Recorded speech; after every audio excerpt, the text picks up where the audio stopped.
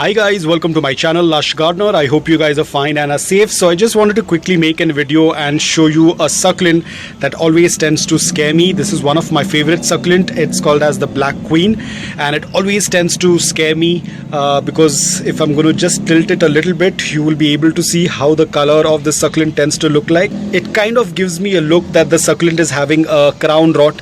It's completely dark in color with very greenish lower leaves, but the crown area is completely pitch dark in color, and it tends to scare me a lot every time I tend to look at it, because it kind of looks like it is already having a crown rot, but this is actually the color of this succulent.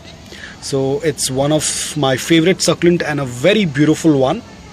I'll again check the name. I think it is Black Queen, but I'll put the name on the screen if it's incorrect, but most probably it is a Black Queen. So you can see it's an absolutely beautiful succulent. So guys, I hope that you liked this video. If you did, please hit the like button. If you're new to my channel, please consider subscribing to it. Until then, take care, stay safe, and keep planting.